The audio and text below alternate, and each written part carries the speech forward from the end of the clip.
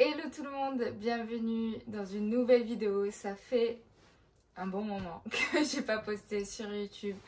J'ai plein de choses à vous raconter, il s'est passé plein de choses, mais je pense que ce sera pour une autre vidéo parce que là j'ai un sujet que je dois vraiment aborder avec vous parce que je reçois beaucoup de questions. Ce sujet, c'est mon augmentation mammaire. Je ne pensais pas un jour parler de ça sur les réseaux, mais je reçois tellement de questions que je me suis dit voilà, que j'allais y répondre le plus sincèrement possible, donner un peu ma version des choses et puis tout simplement répondre à ces questions-là. Donc je ne vais pas vous faire attendre plus longtemps, je vais rentrer directement dans le vif du sujet en vous racontant un petit peu d'abord mon histoire, comment j'en suis arrivée à cette décision. Plus jeune, c'est-à-dire à l'âge de 12-13 ans, donc quand j'ai eu mes premières règles et que mes seins ont commencé à pousser, j'étais juste, c'est horrible à dire, mais j'étais dégoûtée. Voilà, c'était ma première réaction.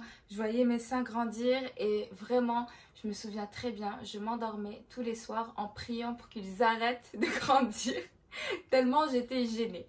Donc voilà, c'était une période où voilà, l'adolescence c'est jamais facile et puis les millennials, on a grandi dans cette époque où on parlait pas tellement de ces sujets, de l'empowerment, voilà, du féminisme, de se sentir bien en tant que femme. Voilà, je me souviens juste d'avoir eu ce sentiment un peu de rejet par rapport à ma poitrine et au fait de devenir une femme. Quelques années plus tard, en fait, je me rends compte que mes seins ont complètement arrêté de grandir à 12-13 ans. J'ai l'impression que Dieu a entendu mes prières et que je n'ai jamais eu au final de poitrine. Donc vraiment, quand je vous dis que j'avais pas de poitrine, j'étais plate comme une enfant. Ça a commencé à me causer des problèmes au lycée. Parce que j'avais pas mal de personnes qui se moquaient de moi et qui me disaient que j'étais plate, qui faisaient des blagues un peu, voilà, qui me faisaient de la peine. Je me souviens que j'ai un ami qui m'avait fait une blague en mode est-ce que tu achètes un haut de maillot de bain pour aller à la plage parce que franchement t'en as pas besoin, ou voilà, des choses comme ça qui étaient un petit peu blessantes. Maintenant, en y repensant, voilà, c'est un peu bête comme blague, mais moi je me souviens que ça m'avait marqué, que ça m'avait blessée. Et puis, donc j'ai voulu un petit peu essayer de donner l'illusion que j'avais de la poitrine. Donc je mettais des fois 2 soutiens-gorge et voilà, je faisais un peu le truc comme ci, comme ça. J'essayais de trouver des angles pour faire comme si j'avais de la poitrine. Mais bon, ça marchait pas. En plus, les filles se moquaient de moi, donc c'était terrible. Finalement, je n'y ai plus trop pensé jusqu'à mes 27 ans environ. En fait, j'étais concentrée dans mes études, puis dans mon travail. Et ensuite, je me suis lancée sur les réseaux sociaux à l'âge de 23. Mais je me suis vraiment lancée à 100% à l'âge de 27 ans. Et en fait, c'est à ce moment-là où j'ai commencé à créer de plus en plus de complexes, ça me créait des complexes parce que justement je me prenais tout le temps en photo, je me mettais en avant. Et bien sûr, je commençais à vraiment complexer sur ma petite poitrine. En plus, je recevais des messages qui en fait se voulaient être sympas, mais qui finalement me rappelaient juste ce complexe du type c'est cool, je vois que tu assumes ta petite poitrine, je trouve ça trop bien et tout ça, mais en fait le fait de me le dire, ça me rappelait que j'avais une petite poitrine et je faisais que penser à ça. J'ai commencé à faire des recherches, typiquement à regarder des vidéos YouTube comme celle que je m'apprête à poster. Ça m'a beaucoup aidé de voir un peu, de lire les témoignages et d'entendre des filles qui étaient passées par là. Et puis j'en parlais un peu autour de moi, j'avais des copines qui l'avaient déjà fait et par hasard en fait je suis tombée sur un chirurgien esthétique qui était en fait l'ami d'une amie et j'ai décidé de prendre rendez-vous tout simplement pour avoir son avis. Donc je vais le voir et je lui explique que voilà, j'ai ce complexe, mais qu'en fait j'avais vraiment peur de faire une augmentation mammaire et de me retrouver avec un corps que je ne reconnaîtrais plus et d'avoir vraiment une grosse poitrine par rapport à mon corps. Je suis assez menue, j'ai toujours été menue et en fait j'avais peur, voilà, que ça se voit trop, que ce soit un peu, pour dire le terme, que ce soit vulgaire. Il m'a hyper rassurée, il m'a mise à l'aise et il m'a expliqué que c'était totalement possible d'avoir un résultat naturel et d'aller vraiment sur une petite augmentation mammaire. Parce que moi, dans l'idée, ce que je voulais, c'était tout simplement remplir en fait mes soutiens-gorge et mes maillots de bain parce que c'était vraiment là où je me sentais le plus complexée. En fait, c'est plutôt à la plage. Voilà, quand je devais aller m'acheter des maillots, j'aimais pas ce que ça donnait sur moi. Et puis aussi un peu dans l'intimité, voilà, quand j'étais en lingerie ou voilà, nue tout simplement, ben en fait, j'étais pas à l'aise, tout simplement. J'étais pas à l'aise et ça me travaillait, ça me travaillait. Donc au bout d'un moment, j'ai décidé de prendre rendez-vous et d'y aller et de vraiment m'engager sur cette voie de l'augmentation mammaire. Donc je m'étais décidée à me lancer et puis il y a eu le Covid. Donc j'ai dû attendre que le Covid passe pour enfin avoir mon opération. C'était en juillet 2020. Je vais vous dire un peu comment ça s'est passé. Je suis arrivée à la clinique, c'était la clinique de la Muette à Paris. C'est une super clinique, tout était super bien organisé, c'était très calme parce que c'était le Covid, enfin c'était la fin du Covid, donc il y avait peu de gens dans la clinique qui avaient le droit en fait de rentrer, on n'avait pas droit aux visites, donc c'était super calme. Et donc je suis arrivée à 7h30 du matin je pense. Je suis arrivée, j'ai vu directement mon médecin qui m'a rassurée, qui m'a mis un petit peu à l'aise, qui m'a expliqué comment ça allait se dérouler. Et puis voilà, on est venu me chercher. Non, voilà, j'ai dû mettre une blouse, je me suis douchée avant avec une sorte de produit. Et puis il y a quelqu'un qui est venu me chercher, enfin les infirmières sont venues me chercher, on m'a mis sur un brancard, ça c'est un peu stressant et impressionnant d'être allongée. On se dit mais pourquoi je suis dans une clinique alors que je ne suis pas malade, pourquoi je me suis mise dans cet état. Mais voilà, je pouvais pas faire demi-tour, j'étais là et je me suis dit bah courage, va jusqu'au bout. Et puis donc j'arrive à la salle d'opération et là en fait il y avait l'anesthésiste qui était adorable, que j'avais déjà rencontré avant parce qu'il faut faire un check-up en fait avant, des analyses, tout ça. Et voilà, donc c'était la même personne qui était ce jour-là dans la salle d'opération.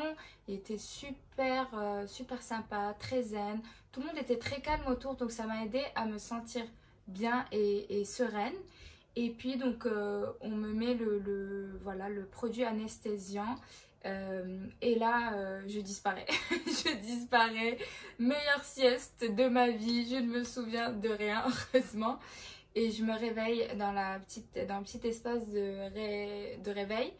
Et, et là, la première idée qui me traverse l'esprit, c'est je suis vivante. Parce que franchement, j'avais peur. J'avais vraiment peur qu'il m'arrive quelque chose. Et j'étais là, c'est bon, je suis vivante. C'est déjà très bien. Et on se réveille, on a vraiment la tête dans le brouillard, j'avais la gorge très sèche. On m'a donné à boire en arrivant dans ma chambre. Et voilà, je me suis rendormie, j'étais vraiment fatiguée, mais j'avais pas du tout mal. J'étais juste vraiment dans le brouillard et je pense qu'il était 9h, quelque chose comme ça. Et j'ai pris mon téléphone, j'ai écrit à mes soeurs, à mes copines, j'aurais dit que tout s'était bien passé et voilà, ça s'est passé hyper vite.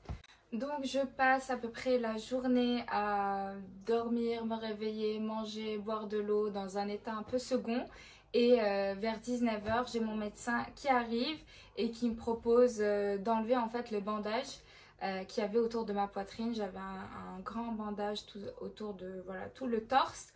Et donc j'étais pas sûre de vouloir voir le résultat pour être honnête. Parce que j'avais peur de voir le résultat.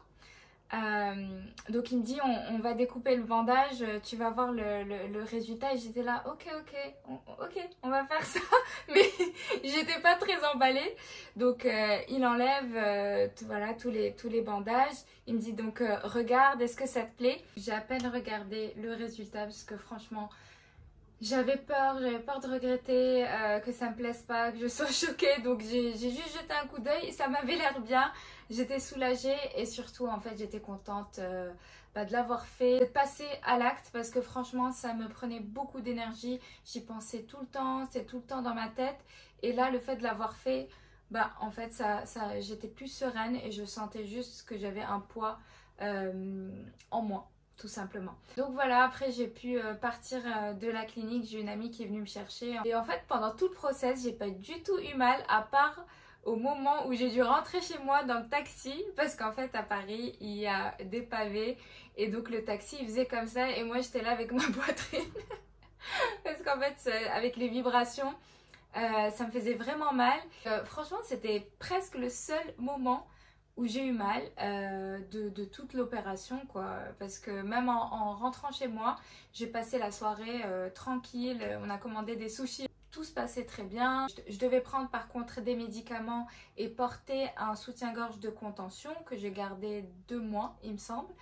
Et j'ai passé ma première nuit. Je stressais aussi de ne pas pouvoir justement dormir correctement. Mais ça allait, j'ai dû dormir sur le dos évidemment. Et puis au matin, au réveil, c'était impossible pour moi de me lever. Donc heureusement qu'il y avait ma cousine avec moi. On m'avait dit de prévoir en fait que quelqu'un passe la nuit avec moi. Parce que justement, c'est quasiment impossible de lever le buste après l'opération. Donc elle m'a aidé à me lever. Et puis j'ai passé des journées assez normales. En fait ça c'était jeudi. Je me souviens que dimanche, je suis sortie, je me suis promenée, je suis allée faire un pique-nique, genre comme si de rien n'était.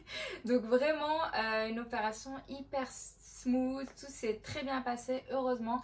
Et je pense que c'est vraiment dû au professionnalisme de l'équipe, du médecin, de l'anesthésiste. C'est vraiment un tout. Donc si vous comptez faire cette opération, essayez vraiment de bien vous entourer parce que ça reste une opération, c'est médical. Il faut vraiment être bien entouré et choisir des professionnels. Et une semaine après, je suis allée en consultation pour voilà, checker, voir si tout allait bien avec mon médecin. J'ai ramené un grand bouquet de fleurs pour le remercier parce que vraiment ça s'est super bien passé. Et voilà, il m'a dit que tout allait bien. Il m'a changé, il me semble qu'il avait changé des pansements que j'avais sous la poitrine. D'ailleurs, c'est quelque chose dont je voulais vous parler. Il faut savoir que quand vous faites une augmentation mammaire, vous allez avoir des cicatrices. Donc ces cicatrices, elles sont soit au niveau du téton, soit au niveau de l'aisselle ou sous le sein. Donc moi, le médecin a choisi sous les seins parce qu'il m'a dit voilà, que c'était le plus esthétique au final et que pour le type d'implant qu'il allait mettre, c'était ce qui allait être le mieux tout simplement. J'avoue que j'étais assez étonnée quand même de l'aspect des cicatrices parce qu'elles sont quand même assez visibles. Après, c'est rare en fait qu'on les voit ni en maillot de bain ni en lingerie, mais donc moi je les vois. Donc ça il faut y penser, il faut se rappeler qu'il y aura des cicatrices. Faut que vous voyez un peu sur internet à quoi ça ressemble et voir si c'est quelque chose qui peut vous faire un peu réfléchir à 2 fois avant d'y aller parce que c'est quelque chose qui reste à vie. Après je sais que vous me posez beaucoup de questions sur la taille justement des implants. Donc si je me souviens bien c'était du 220 cc. J'ai un doute entre 220 et 240, mais c'était pas plus que ça. Et je sais que mon médecin m'avait proposé de faire un peu plus. Il m'a dit que ça pouvait passer avec ma morphologie, mais vraiment je voulais que ce soit le plus discret possible. Et je regrette pas, franchement, je regrette pas du tout. J'ai même des moments où des fois je me dis ah j'aurais préféré même que ce soit un peu plus petit.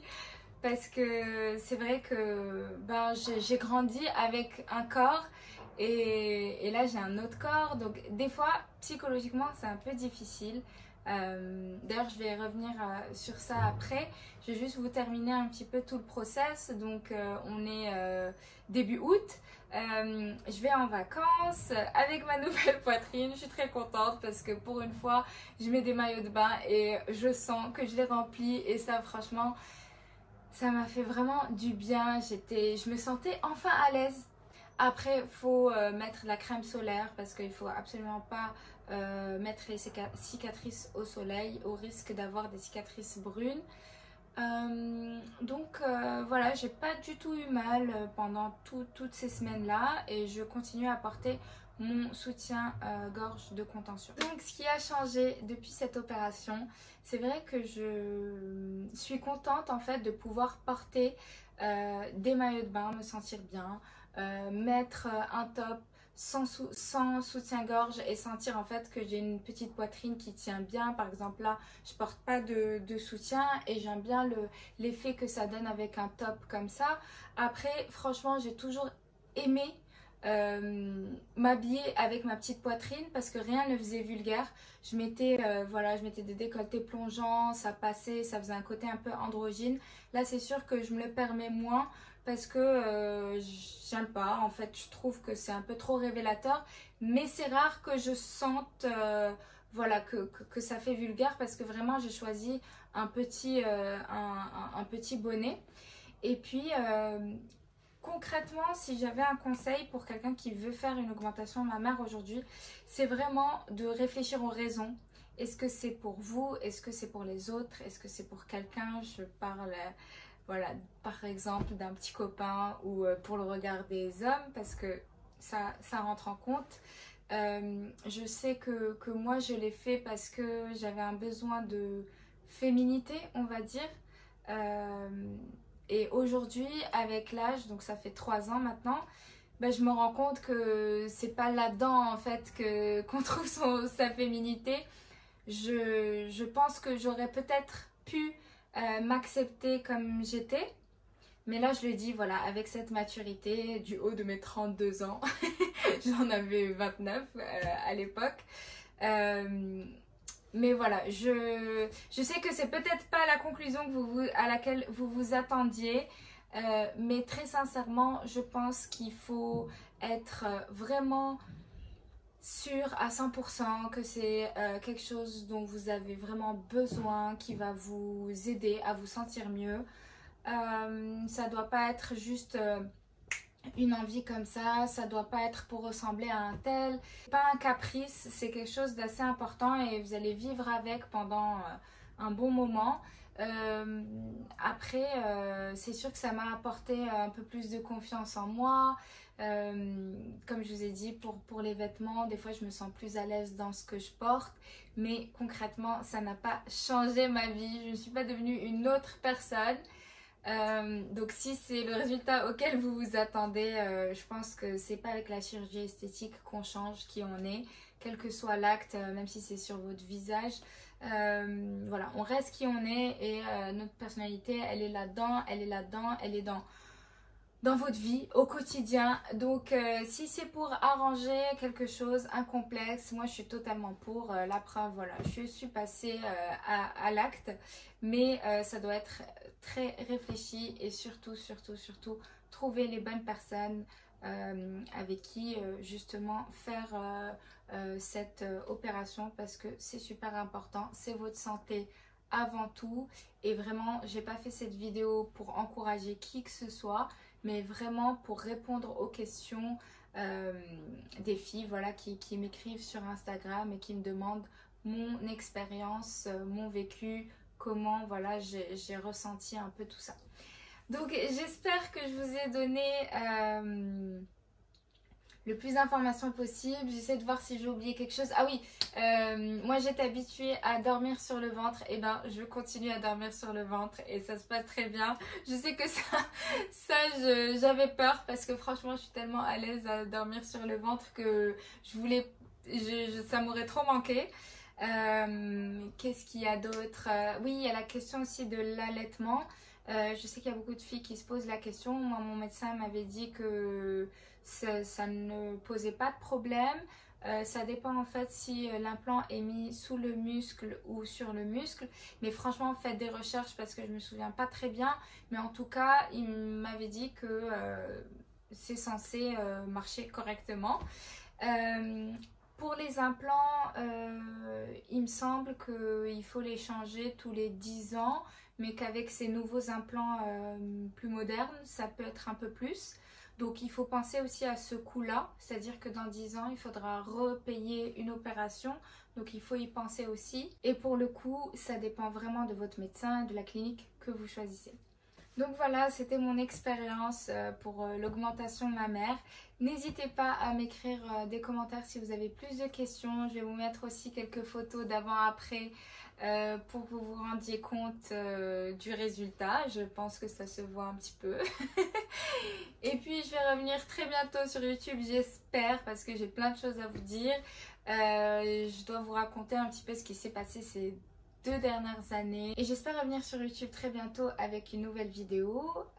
J'ai envie de vous raconter un petit peu ce qui s'est passé ces 2 dernières années. Aujourd'hui, je vous parle depuis mon appartement à Paris et en fait, je vous ai pas trop updaté sur ce qui s'est passé entre mon retour à Paris, j'étais au Maroc, tout ça. Donc j'espère que ça va venir, que je vais prendre le temps de vous tourner une autre vidéo. Dites-moi si ça vous intéresse. Et puis je vous embrasse et je vous dis à bientôt.